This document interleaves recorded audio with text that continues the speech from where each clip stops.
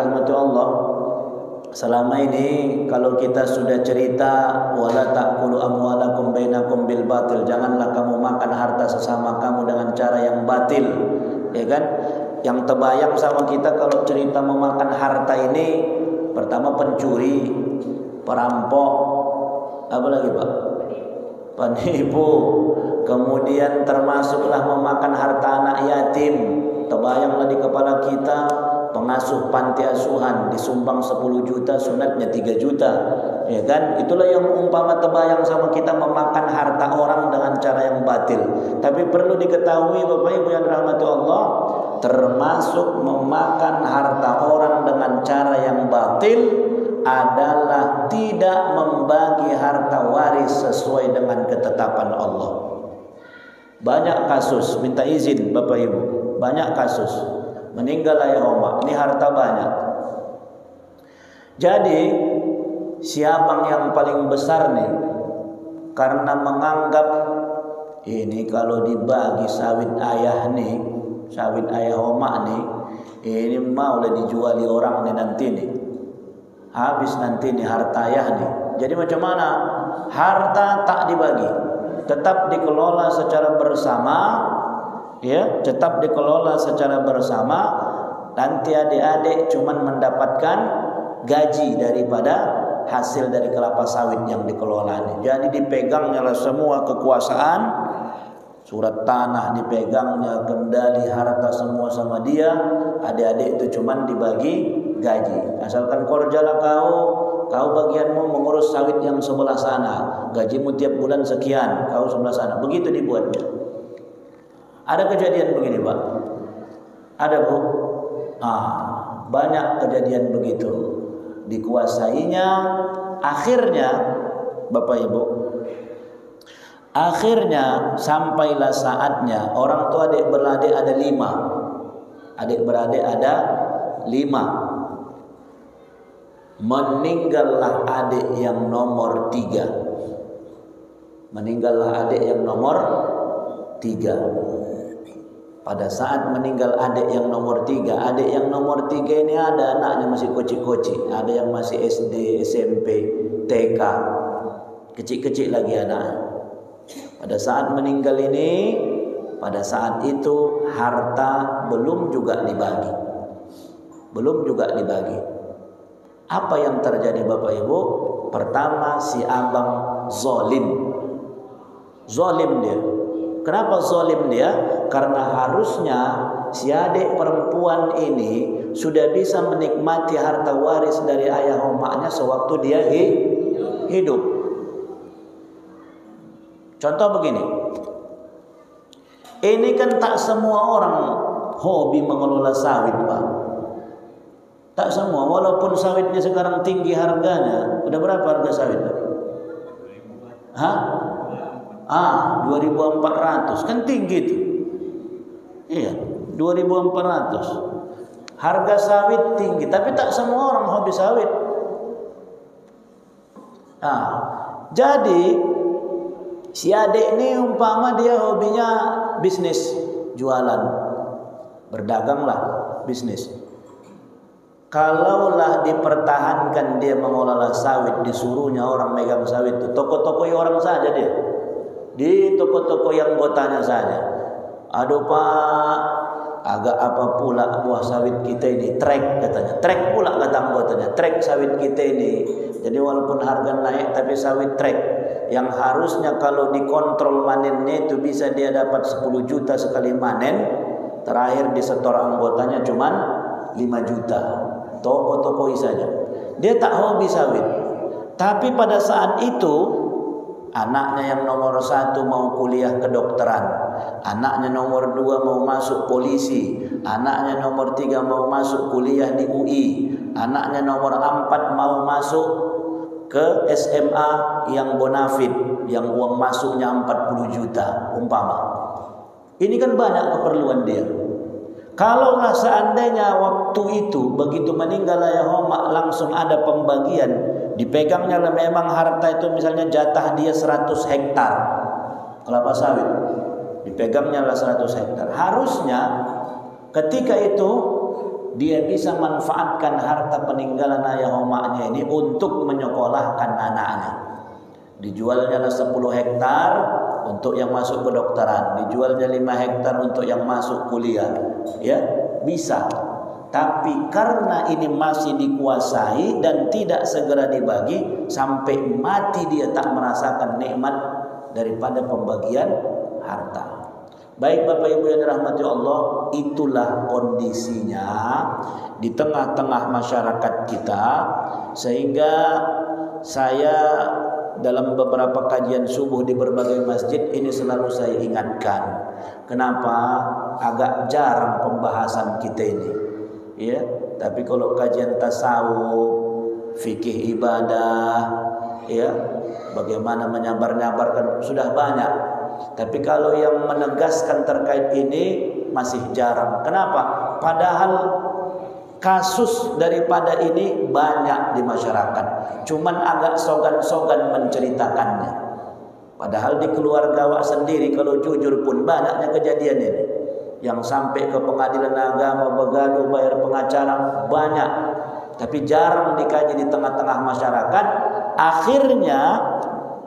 Akhirnya si ayah tak paham, si ibu tak paham, suami tak paham, istri tak paham, anak-anak pun tak paham ilmu waris. Maka saya bilang tak bisa disalahkan umat nih kalau tak paham ilmu waris dan tidak mengamalkan ilmu waris, karena kita pun guru-guru jarang mengajarkan ini di tengah-tengah umat. Macam oma-oma lah, minta izin dulu Bu.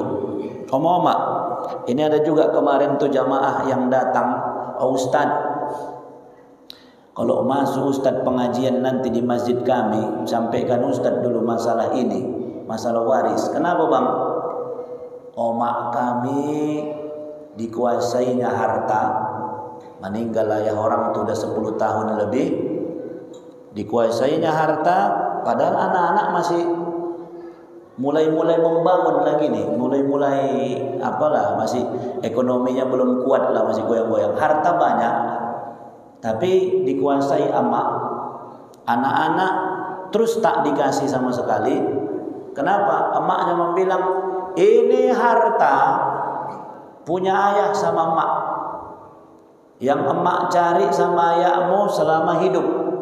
Selama emak hidup jangan ada cerita bagi-bagi. Wow, beteknya pula buat perempuan nih kan. Jadi anak-anak nih, macam yang saya ceritakan tadi lah Pak, semua butuh. Iya kan?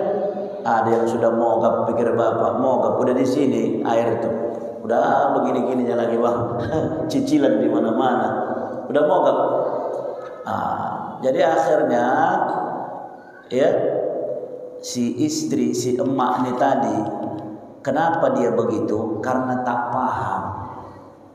Ya, kalau seandainya paham dia tentang hukum waris nih, bagaimana cara pembagian, bagaimana harusnya harta itu, takkan mungkin dia begitu.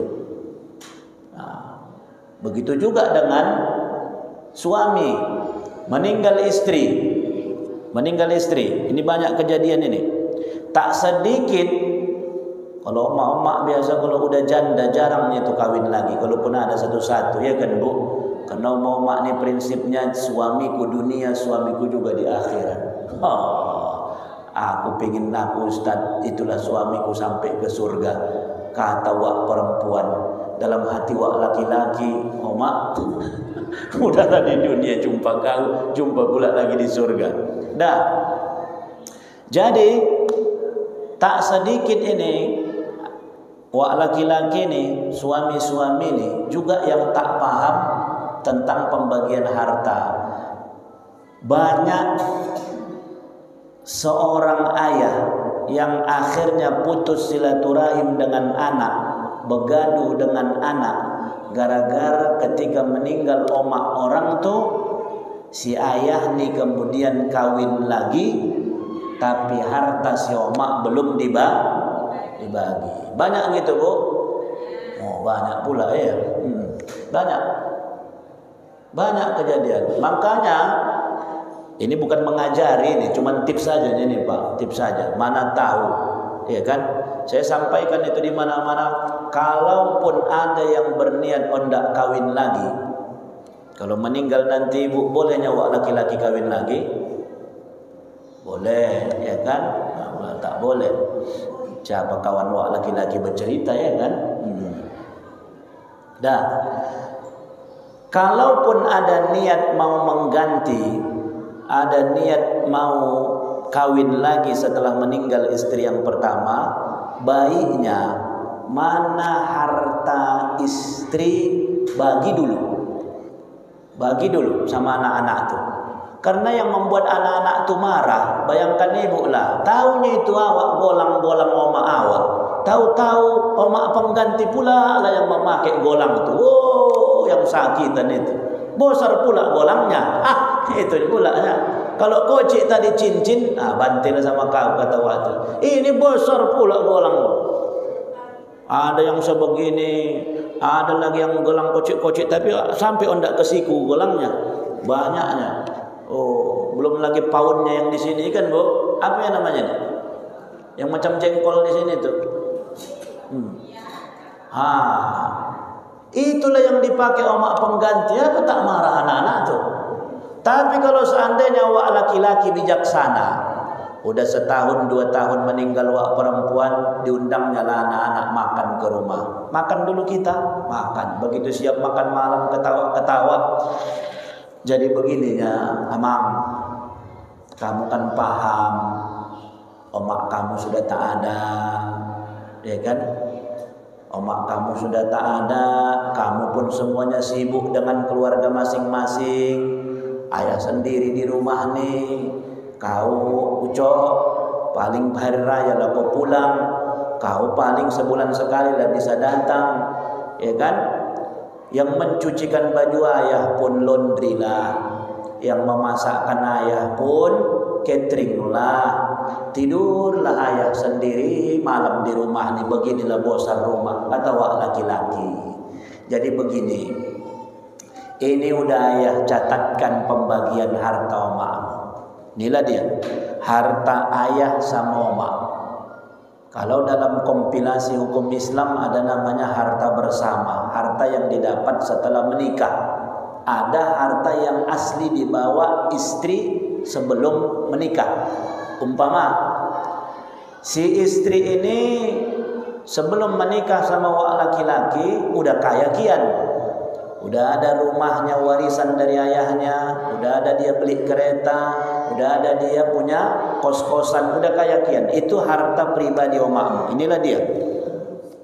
Ada rumah kos-kosan, ada mobil, sama ada tanah kaplingan. Ini harta omakmu murni.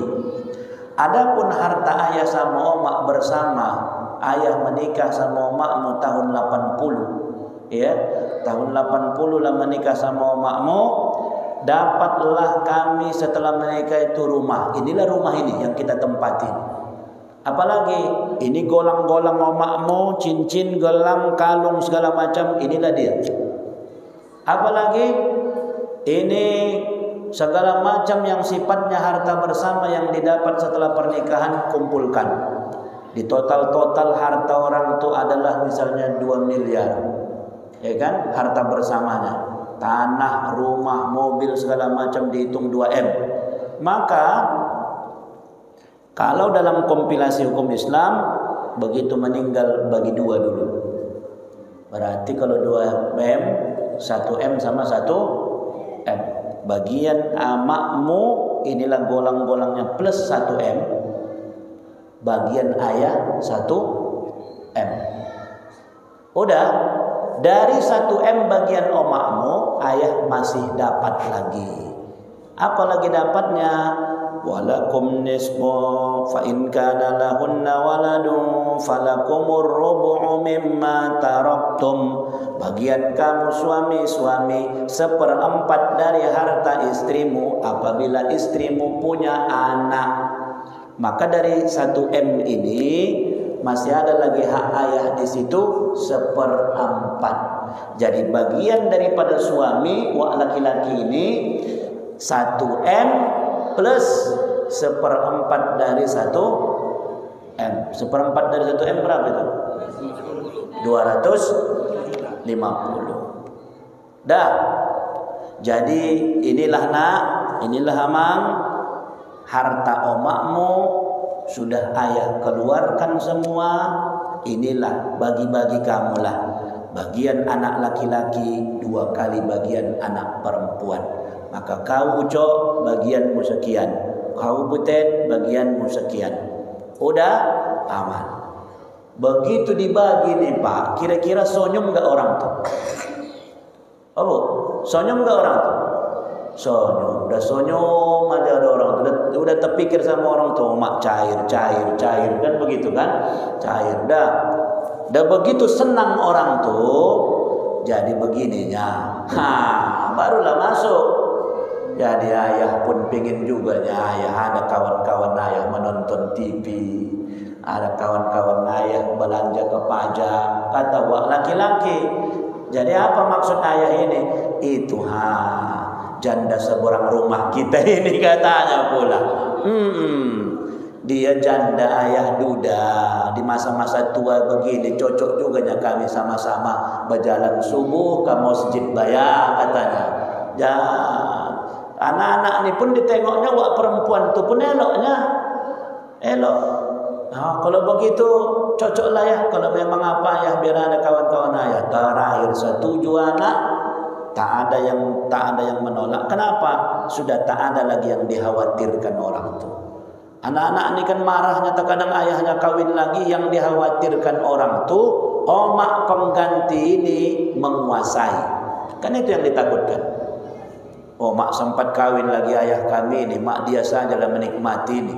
Dibelinya nanti golang, dibelinya rumah, dibikinnya atas nama dia. Enak kali dia. Kan itu.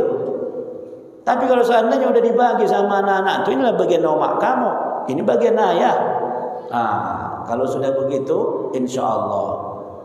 Ini mengajari macam tahu pula ini. Tapi kira-kira begitulah tips. Ya, kenapa permasalahan itu banyak orang tua yang akhirnya begaduh sama anak sendiri? Karena orang tua tidak bijaksana. Orang tua tidak mau membagi. Makanya Bapak Ibu yang dirahmati Allah, yang terpenting adalah paham kita ilmunya. Sekali lagi, kenapa banyak orang yang tidak mengamalkan ini? Karena memang jarang dikaji. Jarang dikaji. Guru-guru pun jarang mengkaji, murid pun tidak minta untuk mengaji. Akhirnya banyak yang tak paham, sehingga ketika disampaikan banyak yang menolak. Udahlah, tak usahlah pakai waris, bagi rata sajalah. Kita ini kan sama-sama anak ayah oma. Apa dibeda-bedakan laki-laki perempuan? Samanya kita ini. Dia pula mengatur. Udah dibuat Allah aturan, dia pula mengatur. Kan suka-sukanya itu. Tapi kenapa dia ngomong kayak gitu? Karena dia tak paham. Makanya dalam kaidah itu ulama mengatakan an-nasu a'da'u ma jahilu. Manusia itu akan selalu memusuhi sesuatu yang dia tidak paham. Orang kalau sudah tak paham akan melawan saja bawaannya ini. Maka oleh karena itu Bapak Ibu, apa yang perlu kita perhatikan ketika kita sudah meninggal dunia, dan orang tua pun harus bijaksana, kumpulkan anak-anak, berikan nasihat wajangan. Memang meninggal ayah sama omak, gak usah tabu Bapak Ibu. Bercerita mati ini gak usah tabu. Yang namanya awak pasti mati. Kami alhamdulillah 5 tahun sebelum meninggal ayah omak tuh, saya pribadi sama ada abang kakak tuh, 5 tahun sebelum meninggal ayah omak tuh kemarin, orang bapak sama mama meninggal 2022. Sebelum 5 tahun sebelumnya itu, waktu hari raya berkumpul semua kakak-kakak sama abang-abang, udah saya kumpulkan, minta izin mak, minta izin pak. Bukan mendoakan bapak sama mama cepat, tapi lebih baguslah kita bahas sekarang. Saya bilang, ketimbang bikin nanti bapak sama mama begaduh kami. Aku bilang, lebih bagus. Kenapa? Karena aku punya sekolah. Tak sedikit sekolah-sekolah yang milik keluarga, begitu meninggal ayah oma tutup sekolahnya. Kenapa? Berebut adik-beradik terkait pengelolaan sekolah. Aku pahit-pahit, aku bilang. Orang bapak punya sawit, punya segala macam. Aku tak hobi sawit. Ya, aku yang ku minta kalaupun ini dibagi, sekolah nih sama kuliah. Orang abang sama kakak, biarlah orang tu sama orang tu sawit. Nah, terakhir kami hitung-hitung semua, hitung. Harta bapak sama mama mana aja? Tanah di sini sekian hektar, tanah di sini sekian hektar, kaplingan di sini. Catat. Begitu dicatat, dijumlah, di total, dapat nominalnya, baru dibagi 4. Jadi kalau harta itu Bapak Ibu dibagi waktu hidup, namanya bukan waris. Bolehkah harta itu dibagi rata? Boleh, tapi namanya bukan warisan, hibah. Karena dia dibagi waktu hidup. Tapi kalau sudah meninggal tak boleh. Panjang nanti kajinya. Karena kalau dia masih hidup, dia namanya pemberian. Dibagi lah ini sewaktu masih hidup. Boleh. Tapi kalau berwasiat nanti ayahnya, kalau meninggal nanti ayah, ada istilah kalau meninggal nanti ayah, ini tak boleh. Karena dia namanya wasiat. Sementara wasiat itu tidak boleh kepada ahli waris, tak boleh. Tapi kalau masih hidup, dah, kau samamu ini, boleh. Bolehkah sama bagiannya laki-laki perempuan? Boleh. Bolehkah lebih banyak perempuan? Boleh. Tergantung ayah sama mak.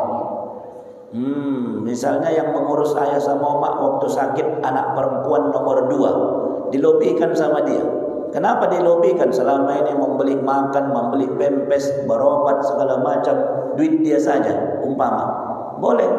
Tapi waktu masih kumpulkan anak-anak. Begitu dikumpulkannya anak-anak, elok-elok kamu ya, jangan begaduh-begaduh. Tanah yang sama-samamu tanah ini. Tapi tanah yang depan rumah kita ini jangan kamu jual. Kenapa ya? Kata ayahnya, bukan tanah kita. Katanya pula. Iya pula, bukan tanah, jual-jual tanah orang. Baik Bapak Ibu, ketika seseorang meninggal dunia, apa yang perlu diperhatikan? Yang perlu diperhatikan pertama, dari harta si mayit itu tajhizul mayit. Gunakan harta si mayit untuk mengurus fardu kifayahnya. Ini pertama Bu, kalau kita meninggal dunia, ada seseorang yang meninggal dunia, harta itu pertama sekali urus untuk mengurus fardu kifayahnya. Iya kalau dia ikut STM. Kalau tak ikut dia STM, kalau ikut STM kan mudah-mudahan memandikan, mengkapani, gali kubur, udah diamankan STM biasa itu. Tapi ketika ikut di STM, orang kaya dia misalnya, tak peduli sama tetangga, wirid tidak, apa tidak, ya kan? Nah, maka dari mana diambil biayanya? Ambil dari hartanya. Udah, mulailah katanya min kafani wa ujratul ghasil wa hutunahu wa hafirul qabri wa nahwu zalika mimma yahtaju ilal mayyit. Semua yang berkaitan dengan mayit, kafannya, gali kuburnya, memandikannya, semuanya itu ambil dari harta si mayit. Satu.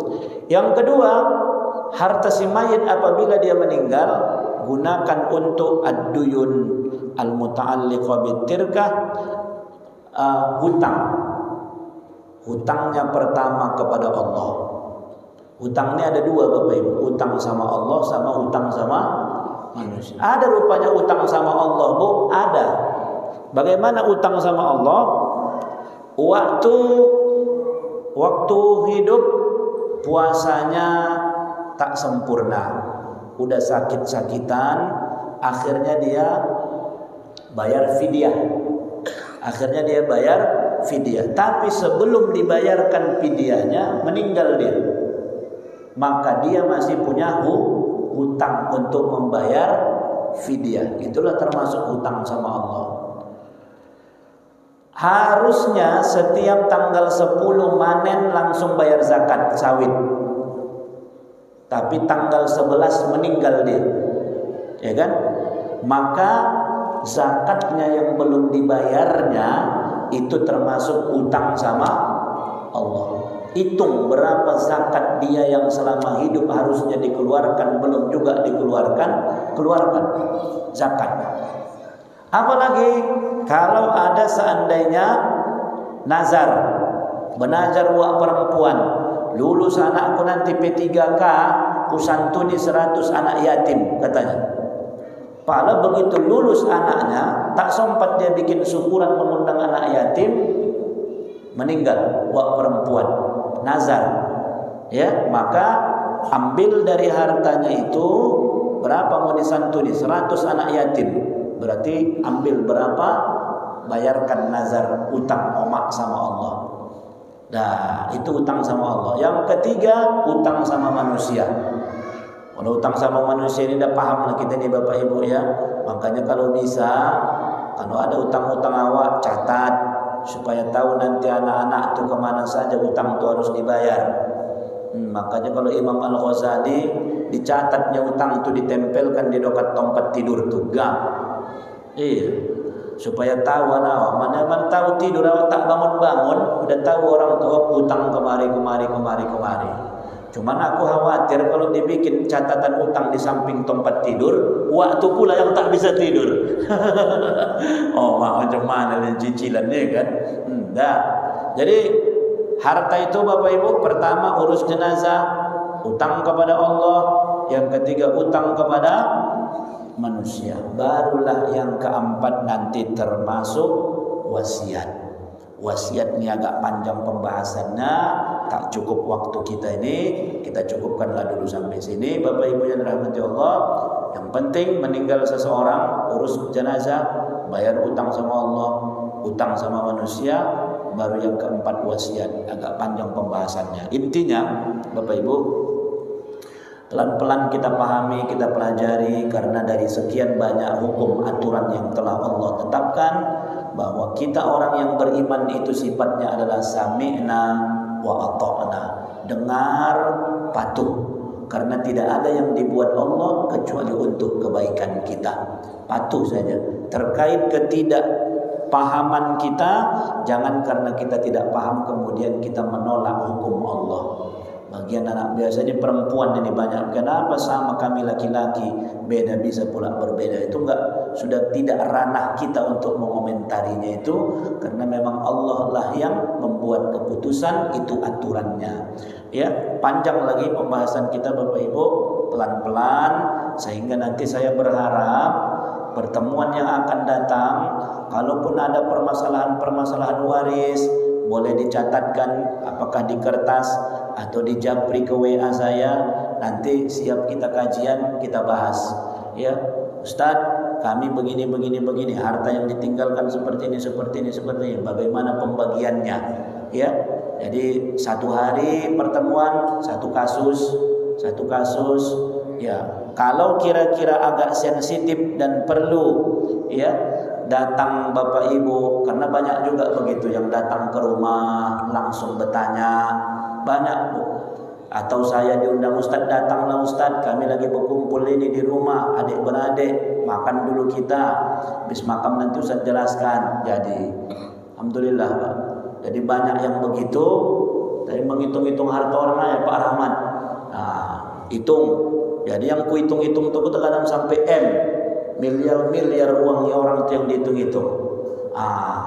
Begitu siap nanti, oh begitunya Pak Ustaz katanya. Iya, beginilah hitungannya, aku bilang. Kalau teringat orang itu sama Allah, alhamdulillah. Itu pulanya. Kalau teringat orang itu alhamdulillah. Yang sakit kadang-kadang Pak, begitu udah siap hitungkan Ustaz. Begitu siap Ustaz, tarimo kasih dah Ustaz, kata saya. Tarimo kasih dah Ustaz katanya. Aku pun macam mana lah kalau sudah dia bilangnya pula tarimo kasih dah Ustaz katanya. Oh lo, aku bilang jadi miliaran lah yang awak hitung, tarimo kasih lah katanya. Tapi kalau yang agak-agak alhamdulillah. Bapak Ibu, itu kaji kita. Kalau ada pertanyaan, saya persilakan.